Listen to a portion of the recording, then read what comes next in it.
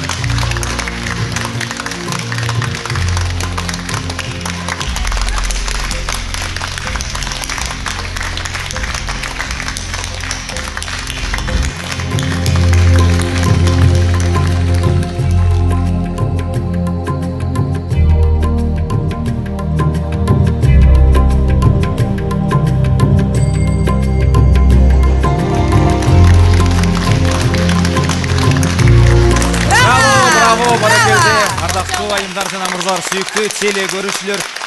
Салам Кыргызстан түнкү шоу программабызда бүгүнкү темабызды эстетип кетели. Өзгөчө Кыргызстан. Ал эми өзгөчө Кыргызстандын өзгөчө таланттуу айымы Чынара сиздер үчүн өзгөчө талантын тартуулап кетти. Студиябызга чакырып алалы. Чынара, келе коюңуз.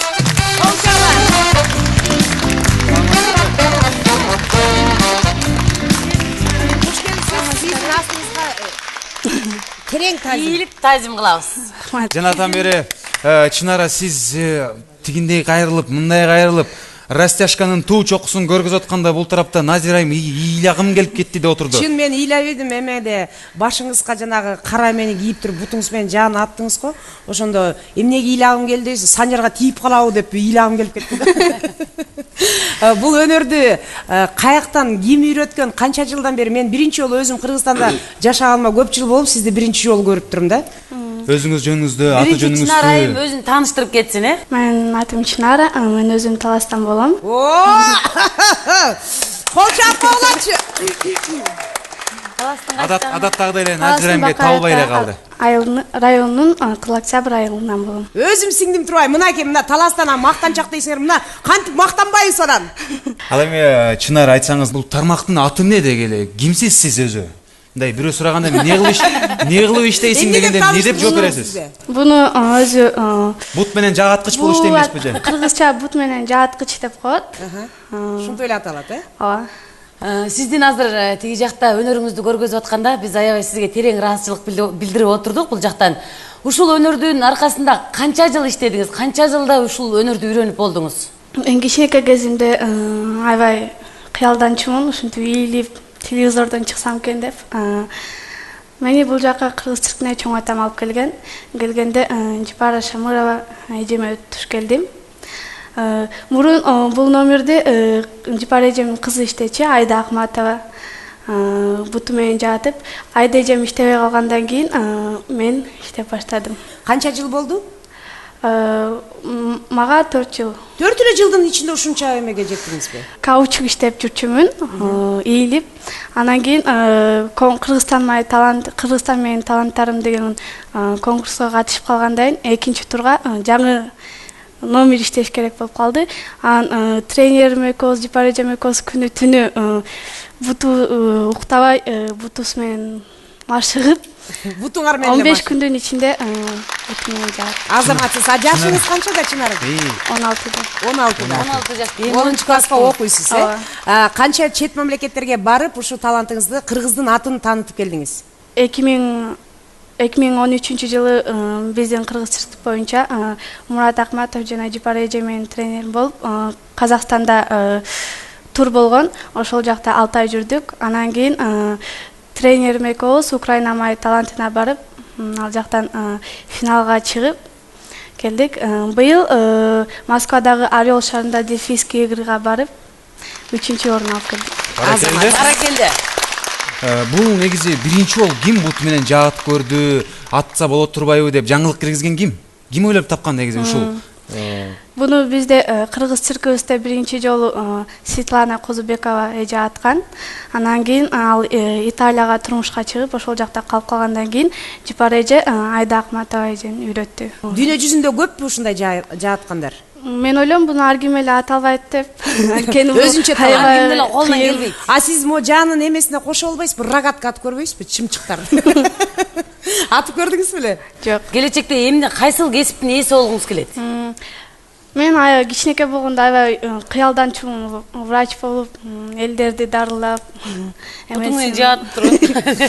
Жок, бутуң менен укол сайып. Укол кылып. Даярсызбы?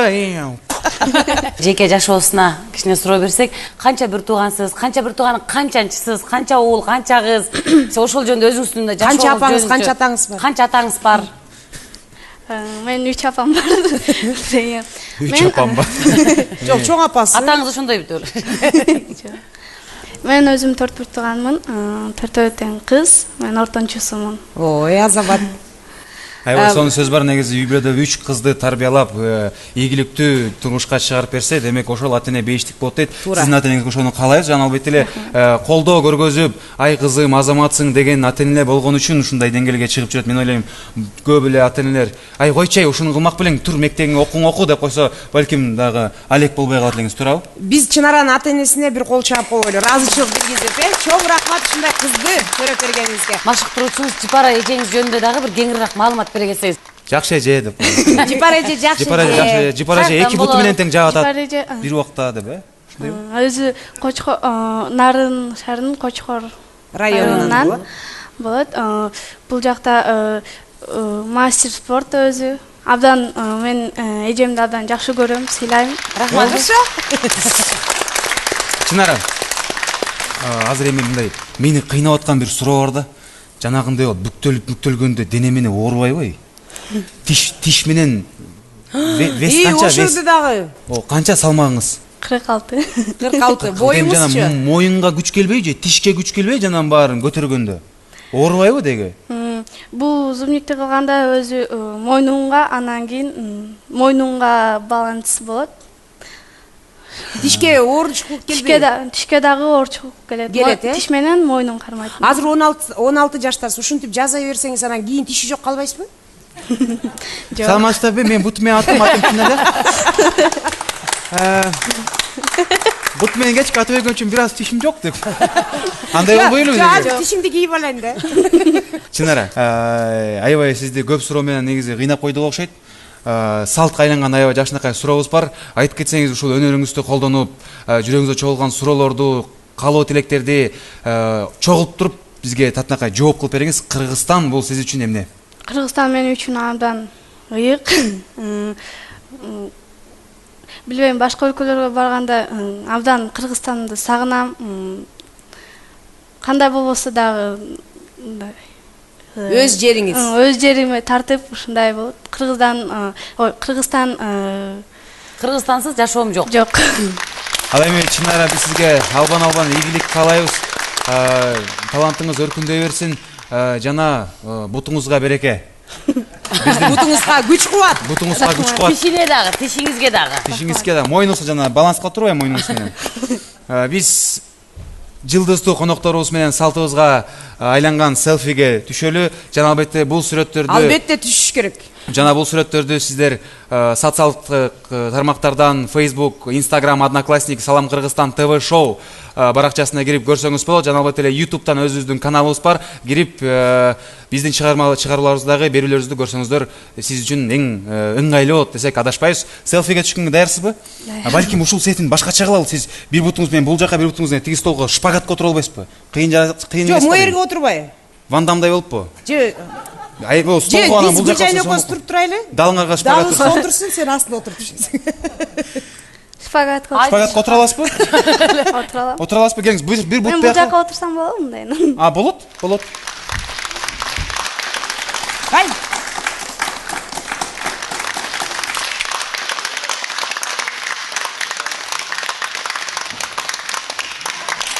Баракелде.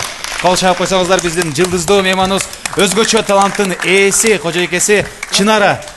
Чынара, биздин меймандарды негизи эч кургол менен кетирбейбиз.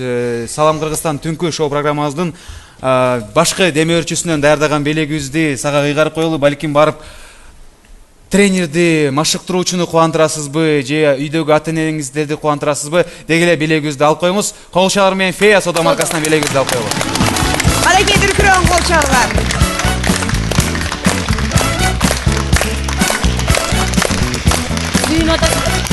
Белек алат экен деп.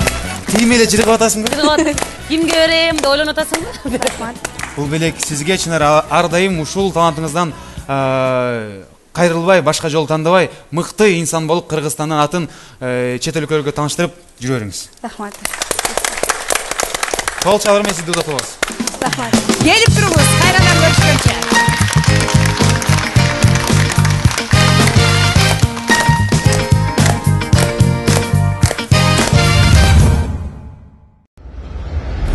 Мага беремби? Сен эмне жума сайын алып бересиңби? Наркы жумада сен алгансың. Анчалык эмне? Экөө бербедим беле? Качан экөө бердиң? Ошону сагымнын. Мен муну алып барып жуу берсин да. Жок, мага бардыгын берип сен өткөндө толугун Муну ыйлап сен кел. алып ал. Болду. Мен ушулар түгөнүп калган үйдө. Бул феяны алып баргандан бери жыргап эле калбадым бай. Үйүм дагы, терезем дагы, ваннам дагы, идиштерим дагы баарысы эле жаркылдап, үйүмө фея баргандан бери менин үйүмө кандайдыр бир жарыктык чачылгандай болду. Ошон үчүн ал дагы экөө сага менен белек. Сергип кеттим. Тайже, кел экөөбүз ойнойбуз. Жок, мен ичияктарды жуубатпаймынбы? Фея бальзам оңой эле колдун көркүн ачып, аны жылмакай кылат, ошону менен бирге идиштердин да көркүн ачат. Вау, жылтырап калып турган. Бул да болсо фея бальзамдын керемети. Тазалык үчүн бир гана фея бальзам.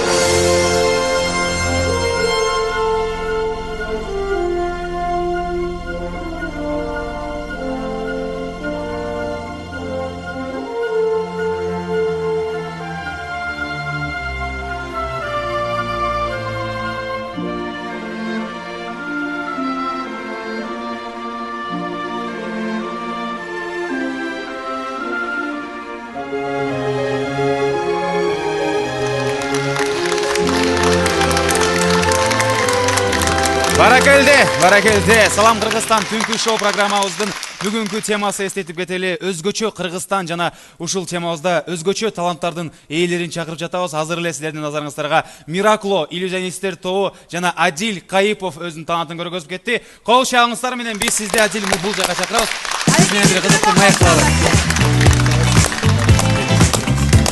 Хуш келипсиз. Кандайсың, Адилчик? Ой, саламатсызбы? Кандай Адил? Жакшы. Айланайын, оозубузду жаман ачтың го. Алда кызды кантип көтөрдүң? Бизди көтөрчү. Аны мен секрет айтып берейинби? И. Ал кыз көп горох жейт. Ошон үчүн өзү эле уча берет. Өзү эле уча берет өзү. Мен кармайм. Эмне болуп иллюзионист, эмне болуп фокусник болуп калдыңыз? Качан башталган, канча жыл мурун башталган айтып берсеңиз. Эмнеге башталган? Мен өзүм Москвада жашагам, анан жөнөкөй эле повар болуп иштегем. Тамак жазап, анан бир күнү подземный переходдон китеп сатып алгам. Ал китеп «Шаг за шагом» деп аталат, Марк Вильсон. Ушул китепте менде мугалим жок болчу.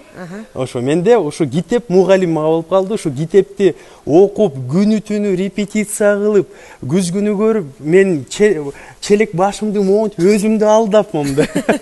Анан ушу өзүмдү алдаганда, анан биринчи фокусту көрсөтүп, ушу кишилерге көрсөткөндө, киши таң калганда, чоң киши кички болуп кеткенде, ай кандай жасайсың, ай момдай дегенде, ушу мен өзүм ойлодум, ушул өнөр, фокус деген мен менен жашоонун башынан аягына чейин. Аягына чейин болот мен менен. Фокусниктер өздөрүнүн фокусу бул деген канчалык деген эмгек, канча деген эмгек кылыш керек.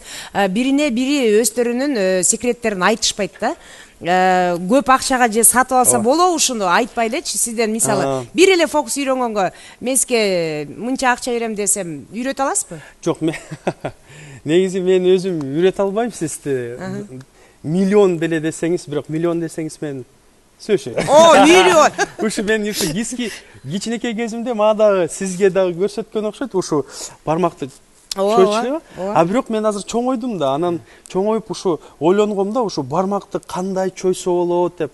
Анткени мына достор карап тургула, эчтеке жок. Бармак, ушу бармакты алып мында тиштеринде чойсо болот экен монтип. Ушундай болот экен.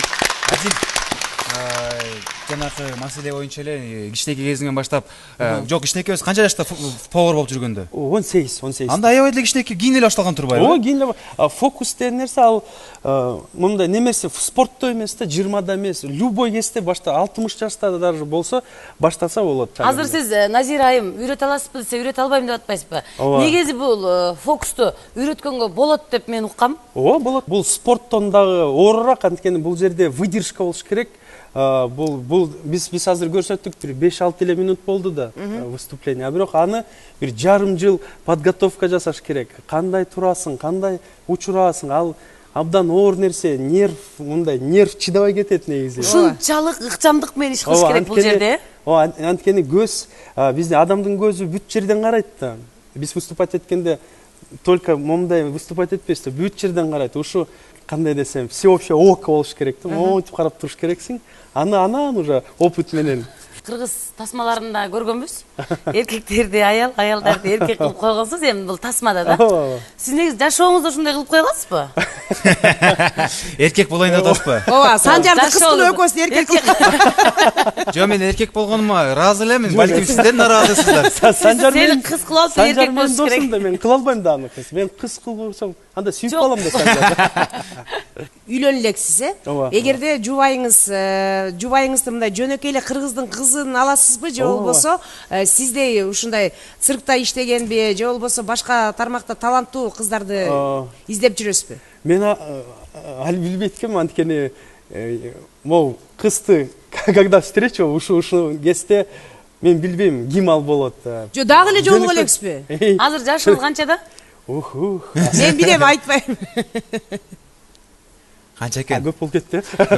Жок, 18 жаш көп ай. Азыр мен 30дамын. 30дасыз, Өзүңүз ушул өнөрдү гана аркалап жүрө берип, менин жаштыгым өтүп баратат, мен деген үйлөнүшүм керек, мен деген бала чакалуу болушум керек деген ойлор акыркы убактта кыйнабайбы сизди? Жок, мен эми сыйкырчымын да. Мен убакыт болгондо эле мен момундай кылам, бир кыз чыга калат, саламатсызбы деп.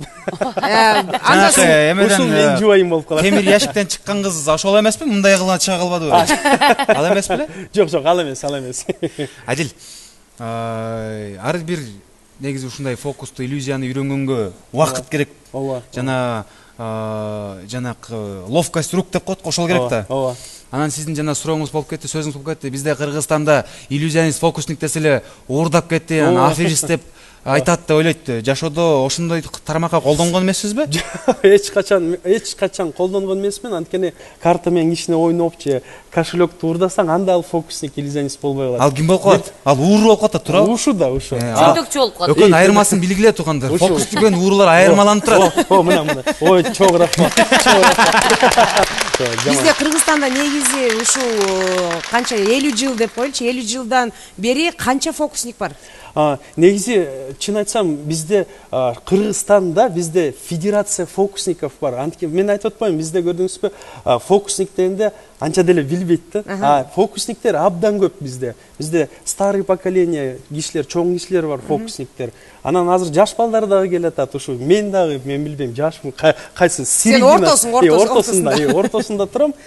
Жаштар бар, карлар бар, анан 30 жаштагы Адил бар. Ушундай, вот Санжар турай. Мына мисалычы, мен ушу Адил сени көбүнчө көбүрөөк Кыргызстанда көп эле билишет да, башка фокусниктерди билбейт. Бул кандай, сенин маңдайың жарыгы үчүн билип атабы, же сен фокустарың кыйынбы, же болбосо сен жөн гана реклама кылып атасың? Же бет чоң болгон үчүн турат. Же болбосо турат. Табак бетим үчүн да. Табак бет татынакай эле, кыргызды жаштакай бети. Кандай десем, ушундай фокустар мен да бар, бирок мен мындай кандай хвастаться этпейинчи. Жөнүк мен дагы абдан жакшы көрөм. Досторум бар, фокусник досторум. Алар менен кез-кезде жолугабыз, мындай сүйлөшөбүз. Ушу билбейм, как-то ушундай болуп атат. Мен бөлүшөсүңөрбү бири-бириңерди фокусуңар, же айтпайсыңар К бири-бириңерди? сожалению, жок. Айтпайсыңар, бири-бириңерди уурдабайсыңар? Жок, уурдабайбыз. Бирок эми билип каласыңар кандай болгонун. Ооба. Мен негизи любой фокусту көргөндө эле, көз менен эле мен ал билем, анткени. Түшүнөсүң. Ооба, анткени убакыт кандай десем, тажрыйба. Китепте бүт бар жазылуу. Кандай кылат? Эгерде аябай сыр болбосо, бир фокусту мындай бизге тарыхын айтып бере аласызбы? Мүмкүн могуну мындай кылганда ушундай болот, ошону эл байкабайт депчи. Бизге бүт кыргыз элине мүмкүн бул кызык нерсе. Сөзсүз түрдө өзүңүз кылып жүргөн эмес, балким башка бирөөдө жасап белгилүү бир иллюзионисттер кылып жүргөн бир фокустун сырын ачып бериңиз. Мен кечирип койсо, эми ушу фокусниктердин өзүнүн разряддары бар, ушу именно секрет айта албайм да. Айтсаңыз, сиз айтып койсоңуз, башка фокусниктер сизди стукач деп коет. Жок, айтсам просто башым чоңоюп кетет. Мурдум кызарып кетет деп. Мурдум. Көрдүңүзбү, башым чоң, анан мурдум дагы кичинекей. Азыр коркутам. Азыр сизге айтсам дагы башым чоңоет, а мурдум кичирээк болуп калат. Изет мен ушундай челегиле боло берем. Ошентип. Жок, эми жанагы жомоктогудай болуп, козу болуп кетесе. Сен бүт барын билесиз, көрдүңүзбү? Адил. Мынакей мүмкүн сиздин мына бойдок кезиңизгечи ушу 30 жашка чыгып калыптырсыз. Кыздар мүмкүн коркуп аткандыр, мени сыйкырлап салат, башымды айланып салат, мен эч жака подружкалар менен тияка бара албай калам, бияка чыга албай калам деп коркуп аткандыр. Андай эмеспи? Аны билбейт экен, сурабайт экен. Анткени мен биринчи жолу жолушканда эле анан качып кетчү. Бир секретти билип алат, анан карап эле жеп салам аны. Адам жегич Адил, Салам Кыргызстан түнкү шоу программасынын жылдызы коногу Бери отурай.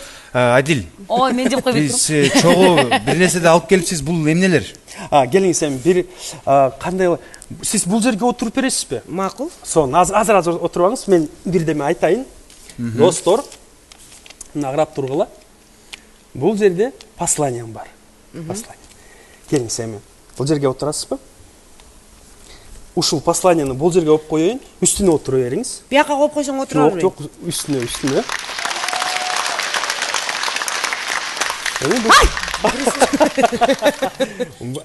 Бул менмин, достор, карап тургула. Бул менмин. Бул жерде галстук, подтяжка, майка жана шорты бар.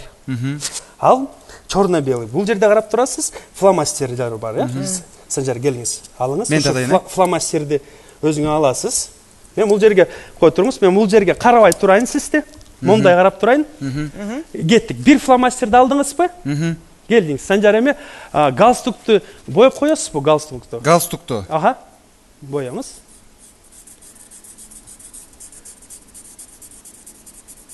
Сонун боедук, Эми бир фломастерди алып коебуз.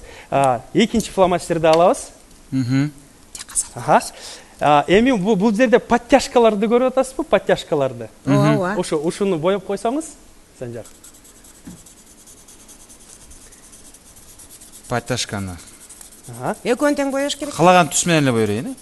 Мындай боеп коюңуз, Боеп койдуңуз, эми фломастерди алып, башка фломастерди алабыз, Кеттик. Эми шортаны көрүп атасыз да мени. Ушу шортамды боеп койсоңуз. Ар кандай цветке бое беребиз, Ушу, Эми азыр бир шумдук картина болуп калды, туурабы? Могу шортаңызды Адил байке боедук. Кеттик. Эми дагы бир фломастер калды. Ушуну алабыз. Эми майкамды боеп коюңуз. Майканы. Тияктан курсагым чоң. Жакшыраак боейбиз.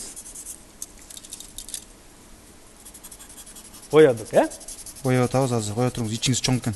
Ушу ичим чоң да, тиякта ичинде карта бүт бар, ассистент дагы бар ичинде. Ассистентка. Боедук. Боядык. Эчтеке болуп элесиңби? Эми мен карайын. Сонун нерсе болуп тур. Так. Ушундай кармап турабыз, Эми сиз ушу менин предсказаниямды бересизби? Сиздин негизи жылуу предсказание болот эми. Карап тургула. Так. Ушундай, жашыл шортто. Меники да ушундай. Эми бирок силер айтасыз да, могул жерде дагы ичинде бир нерсе бар деп, дагы варианттар башка бар деп. Мен айтайын дегем, бул жер эчтеке жок. Бирок бүт сүрөттөр момундай болот. Көрдүңүзбү? Сиздей, Санжар. Карап тургула. Бүт сүрөттөр ушундай болот. Ал кандай болот? Мен ошондо. Бирок негизи мен бүгүн силерге келгеним, мен билгем да эртең мен силерге барам депчи. Анан ушу Мен эмне жок. Ксерокопияңыз жок белет? Анан мен өзү негизи силерге барам деп эртең менен мун туруп, азыр микрофонду чечип, мондай ременди чечем, мондай.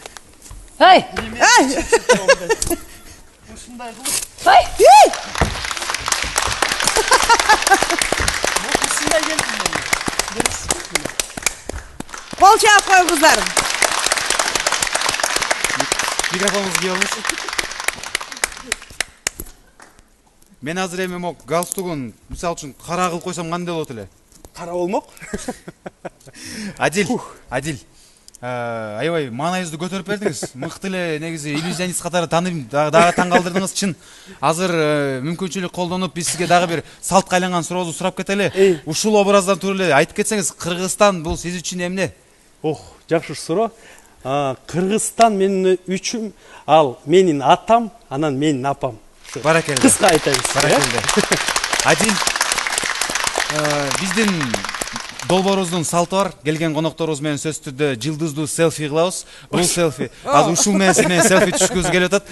Кетпей туруңуз, жана албетте эле бул сүрөттөрдүн баарын социалдык тармактардан, интернеттен, Instagram, Facebook, жана албетте эле Одноклассникеден Салам Кыргызстан ТВ шоу баракчасына кирип өзүңүздөрдүн ой пикириңиздерди жана каалоо тилектериңиздерди, сурооңуздарды калтырып кетсеңиздер, биз сөзсүз түрдө жооп бергенге, сиздердин каалоо тилегиңиздерди аткарганга аракет кылмакчыбыз. Салам Кыргызстан. Азыр сиздерге селфи кылабыз. Даярбызбы баарыбыз? Бияка келбейсизби? Адил, бияка келбейсизби анда сиз?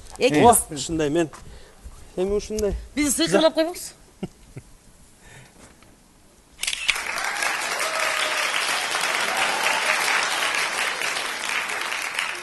Баракелде. Адил, бул колчалар сизге жаңырсын. Азаматсыз.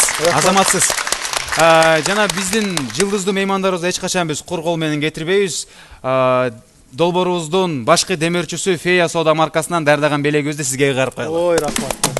Эми бул соода маркасы Фея эмеси продукциясы.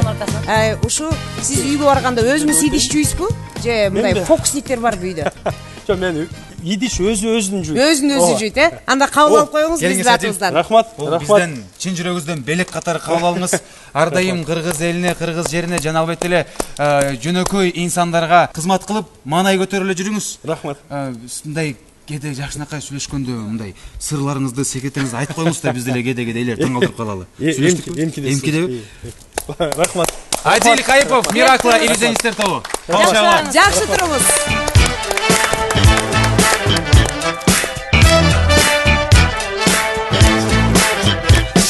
Сакта деп өзүң берген жалгыз сүрөт.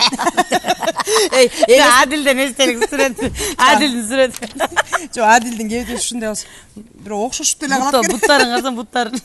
Нерде мурдун карат. Нупагадей болуп. Нупа, жаначы айланайын мен эмеге тартылып атып туруп, шымыны айрып ийсе жүрөм түшүп калбады. Сен да бул жакта отуруп, мен жанымда эле көзүм уялып кетпедиби? Көзүң уялдыбы? Сен да көзүң уялабы? Ай, биринчи жолу. жаначы. Чынаранын ар бир ийилип жаткандачы, ыйлагым келип, жүрөктөрүм титиреп, муундарым бошошуп, бүткөн кан тамырларыман тимеле кандарым шыкылдап сога баштады. Кан качан сокчу эле жүрө баштады. Ушунчалык тимеле укмуш болуп жүгүрө баштады. Бул кызда сөөк деле жок окшойт, Бунун ата энеси кандай мындай төрөлгөндө сөөгү менен төрөлгөнбү же мындай пластмассабы? Билбейм, негизи кыргыз биз талантка бай келебиз. Мен мисалы Адилдин талантына дагы, Чынаранын талантына дагы баш ийип таазим кылып ушунчалык сыйлап калдым. Бирок мен делечи таланттарын көрдүм да, бирок мен мындай бир аз ичим күйүп кетти. Эмнеге? Экөөнө теңчи. Эмнеге буларда бар да менде жок депчи мен. Азыр экөөсүнүн колубуздан, экөөсүнүн кылып аткан нерсеси ал экөөнүн колунан келбейт да. Ошондуктан адамдар бири-бирин ошончолук керек болуп турат да. Ошентип кичине мындай мени эметип койсоң, успокаивать этип мен. Бирок сен Адилге, мен Чынарага барып туруп экөөбүз шакирт боло турган экенбиз, Эмнеге мен Чынарага, сен Адилге бар? Адилдин жанам чечине жүрчүнөн. Сен деле чечингенди үйрөнүп алсың да эмне? Экөөбүз чечине алабыз. Жок, сен ал чечинсе сен кийинип ал да кийимдерин. Кой, аябай мен бүгүн ушунчалык эс алдым десем да болот, таң калдым десем дагы болот. Эсеби бүгүнкү эфир мага өзгөчө жакты. Сага жаксанда мен Адилди экөөнү тең ала бер. Сага жакпадыбы Адил? Мага Чынара жакты. Анда бар сен Чынарага бар, мен Адилге барам. Сен кет. Адил Кайыпов жана Миракла иллюзионисттер тобу болуп кетти. Мен таң калдым. Могул сүрөттү башка түс менен боеп көрсөм болмок экен деп ойлоп атам. Жок, мен деген ойлоп калдым, Назира отуруп алып сен бирдеме жасадыңбы деп. Ооба, сере копиям бар да, тиякта сыйкырлап койдум. Негизи эле мен ойлойм ушул Кыргызстанда, кыргыз жеринде, кыргыздын элинде талантка аябай бай келет, Чын эле бүгүнкү биздин көрсөтүүбүздө мен өзүм ушунчалык көп сүйлөгүм да келбей, ушу жана бизди Чынарабызды, Адилибизди көрүп, чынында эле мен таң калдым да. Анткени биз кичинекейбизде ушундай таланттарды циркка барып көрсөк, бүгүн бизде Салам Кыргызстанга келип, бизди баарыбызды таң калтырды. Албетте эле, сүйүктүү теле көрүүчүлөр, биз сиздер үчүн кыргыздын таланттарын дагы ачууга, жакыныраак таныштырууга жана ушул темага кайрадан келип козгоого даярбыз. Биз менен болуңуздар. Салам Кыргызстан түнкү шоу программабыздын эң татынакай кесиптештерибиз жана алып баруучулары Гүлжайна Атаканова, Назира Жетигенова жана Санжар Мыкыев болду. Коштошпойбуз. Түнүңүздөр бейпил болсун. Кайрадан көрүшкөнчө сак саламатта туруңуздар. Кудай буйруса, эмки жумада сиздерге кыргыздын мен деген чыган инсандары менен жакшы маек куруп, сиздердин көңүлүңүздөрдү көтөргөнгө аракет кылабыз. Түнүңүздөр дагы бир жолу бейпил болсун. Сиздер менен туптуура бир жумадан кийин кайрадан эфир аркылуу жолукканча сак саламатта туруңуздар. Эч качан бизден алыстабаңыздар. Кайрадан так бир жумадан кийин көрүшкөнчө сак саламатта калыңыздар. Салам Кыргызстан. Салам Кыргызстан.